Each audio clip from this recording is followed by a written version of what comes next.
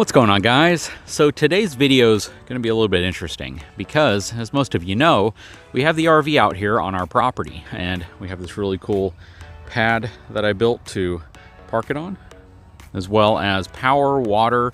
The only thing we don't have out here is sewer, but I have a tote which I can use to haul the sewer off and take it to the little dumping station area that we have back there. Basically the clean out for the house if I want to, and use the septic over there.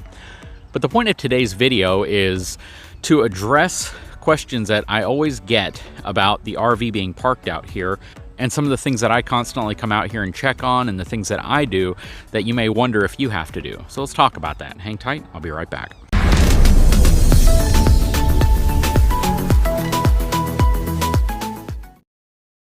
Okay, so for the past couple of days, we've had insanely strong winds. I'm talking anywhere between 25 to 45 mile an hour sustained winds. It's been really crazy, almost like there's a mild tropical storm coming through, except it's not a tropical storm. It's just cold fronts and things that are kind of pushing their way through, and it really ramps up the wind. So in some of those videos, you've probably seen where I come out here and I pull the slides in because, you know, I don't want to risk tearing off a slide top awning. And I know a lot of folks are, you know, kind of on the fence on if they should get slide top awnings, because if you have to constantly pull them in when it's windy, you know, what's the point of having them, right? The last thing you want to do is to be full-time living in your RV and then constantly concerned on whether you have to pull your slides in or not if, you know, if the wind ramps up. So that's the first thing we're going to talk about. And then we're going to talk about other things that I do as precautionary steps that you may or may not wonder if you need to do. So the reason why I come out here and I close up the fifth wheel anytime we have some really heavy sustained winds is only because I'm not constantly in the fifth wheel. Now, if we were living in the fifth wheel, if we were living in it full time or using it full time, and I was out here all the time and I could see if the wind was having a negative effect on the awnings, then I probably wouldn't pull the slides in. I would only pull them in the event of like an extreme wind, 75, 80 miles an hour. And in those types of winds, you really don't even want to be in your RV because those are tropical storm and hurricane force winds. But the reason why I pull them in is because I'm not at the RV all the time. And there are certain things that you can get away with if you live in your RV and you can monitor things as they're happening, that me keeping my RV out here, yes, we use it, yes, we stay in it, and we do all sorts of cool things with it. But because I'm not living in it, I can't constantly monitor things that might be happening in real time. So for instance, let's say we're not at the RV. Let's say we're in town and the winds get really strong and we don't pull the actual slides in, and one of them starts to detach, or it starts to tear, or it starts to pull off the side. Well, if I'm not out here to catch that while it's happening, then there could be a lot of damage. So precautionary wise, I pull the slides in if I'm not going to be at the RV and we're going to have those heavy winds. If you're living in it, you can catch it when it starts to occur. If you're at the RV constantly, you can just see what's taking place and you can do what you need to do to address it while it's actively happening. So for me, it's more or less the fact that because I'm not at it all the time, because we're not living in it, there's the chance that something could be occurring while I'm not at it and I just can't catch it to fix it. So that's going to take us to the second precautionary step that I take: water. So we have water out here. Let's say that the rubber seal around the toilet starts to fail. Well, if that happens, your water is going to be pumping in and you could eventually fill up your black tank and you won't even know until your RV's flooding. So by turning off the pressure, I don't disconnect it, but by turning off the pressure and not having the water pump on, I basically mitigate the risk that that could happen. If I want water, I'll simply come out here and I'll flip the little lever over there, get water going into the RV, and we're good to go. And I can control how that pressure is actually getting into the RV by just gradually opening up the valve over here.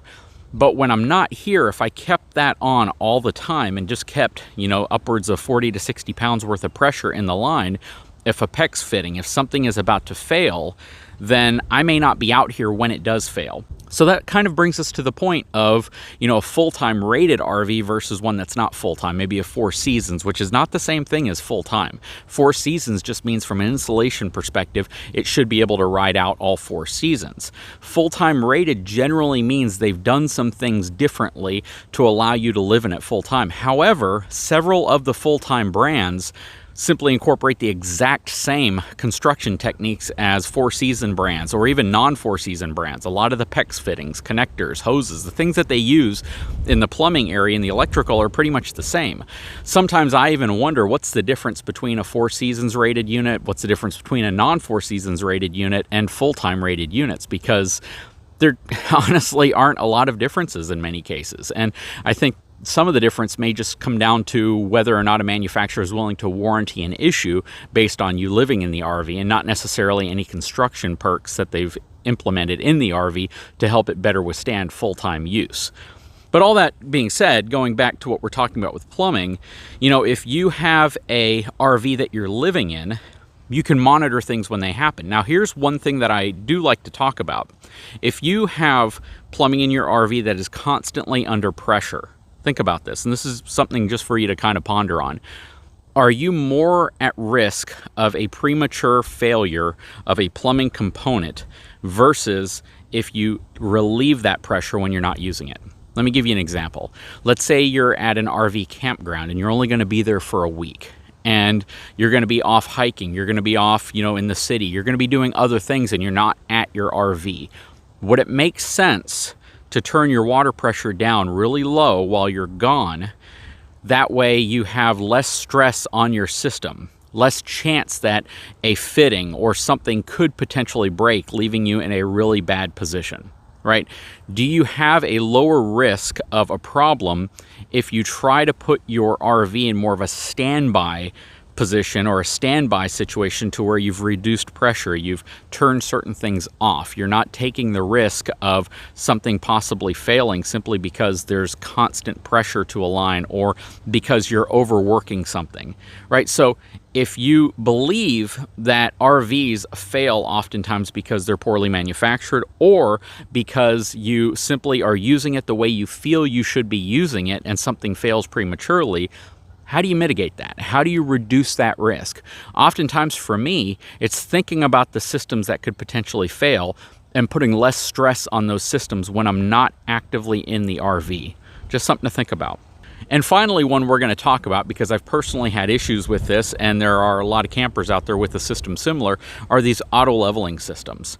So we have the ground control, which is the electric version of it, and a lot of folks have the hydraulic level up system. And now that some RVs are using other brands like Equalizer for their auto leveling system, a question a lot of people have is, well, what's the point of an auto leveling system if not to auto level your RV in any environment you may take it? That is a misunderstanding of the design of auto leveling. So anytime you're camping, anytime you're RVing, you should always look for a level RV site. It should always be the goal of yours. Auto leveling systems, though many are capable of lifting up the entire RV or lifting tires off of the ground, they are not designed for that. LCI will tell you right off the bat, they are not designed to lift your tires off of the ground. Think about it this way. Whenever you start lifting the RV, it's going to lift probably 3 inches before the tires actually clear the ground, because the axles are going to drop down. They're going to start pulling down on the leaf springs, and before you've ever had a tire come off the ground, again, you've probably extended your leveling jacks 3 inches or so. So what that means is that all the weight at that point is on your leveling system. Now, do some people use their leveling system in extreme environments to change tires? Yes. Do some people use their leveling system to level their RVs out in extreme, unlevel environments? Yes. Is the system designed for that? No. Are you risking having an error code or a problem with your system if you run it like that? Absolutely. Basically, if you are taking all the pressure off of your tires and you're lifting all of your leveling legs up to the point to where tires can actually come off the ground, you're transferring significantly more weight to those levelers than what they're designed to typically handle. Not that they can't, it's just that they're not necessarily designed to be able to remove all the weight off of your axles. What does that mean? That means it puts more stress on the wires actually going to the motors. It puts more stress on the fuses and the breakers that actually control the system and keep things in check. If you are pushing the system system to the point to where it's doing more than what it's designed to do, I didn't say more than what it's capable of doing, I said more than what it's designed to do, then you are risking that the system is going to fail prematurely, or you're going to have an error code, or you're going to have something bend or a problem. There are a lot of folks that will take their RVs out to some extremely unlevel environments, and they will believe that their leveling system can just remove all the weight off of their tires, which for the most part it does remove a good amount. But the difference between some weight and all the weight could easily be 5 to 6 to 10,000 pounds worth of additional weight that you're transferring to your leveling system that it really isn't designed to take. So just think about that. Out here, I keep all my levelers down because I want the stability. I don't want it moving around when we're inside of it. But if we were on some really unlevel ground and I saw that the jacks were either overextending or it was even having to adjust the stature of the RV to such a degree that maybe the legs on one side were 2 inches further down than the other side, or 3 inches further down to where I have to put blocks under one side just to be able to level it out. Think about it. Just because the jack legs may not be fully extending because you have blocks or something underneath it does not mean that you're transferring less weight to those actual legs. You may be transferring more weight in an attempt to level out your rig. And the other part is, if the legs aren't extended at least 6 inches, which is about almost half the length that you see mine extended right now, basically the silver part right there, if it's not extended down at least 6 inches to where you're seeing it, then you're putting more stress on the system than it's really designed for. But at the same time, if you extend them too far, then you're going to overstroke the leg, where you actually extend it so far that it creates imbalance and it can actually run the actual length completely out, and you can have other problems. You want to have a happy balance, and I believe a lot of folks take a lot of chances with their auto leveling system because they see other people do it, or they just believe that the system should be able to do it, or they take the term auto leveling way too literally and they don't really understand what the system's designed to do. It's designed to make micro adjustments for your RV to be level on a ground that is not perfectly level.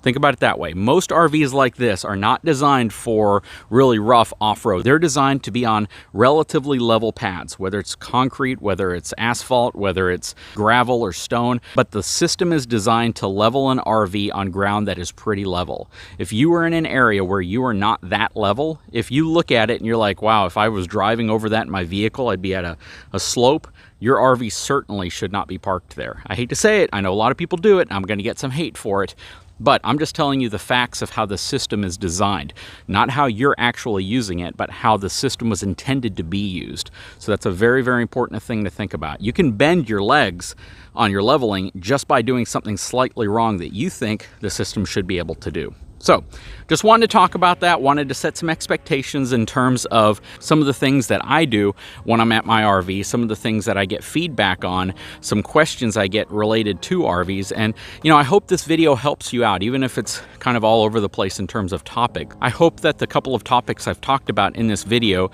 help you with your RVing experience, because the goal here is that you have a good RVing experience and you're not creating a scenario or putting yourself in a scenario where you're stranded or where something's broken down or where you have to deal with warranty claims or issues, because that can really turn a great trip into a stressful trip very quickly. Anyways, guys, I sure hope you've enjoyed this video. Please leave a comment below. I'd love to know your thoughts on this topic. If you haven't had a chance, please take a moment, subscribe to my channel, give me a thumbs up, and we'll talk to you again very soon.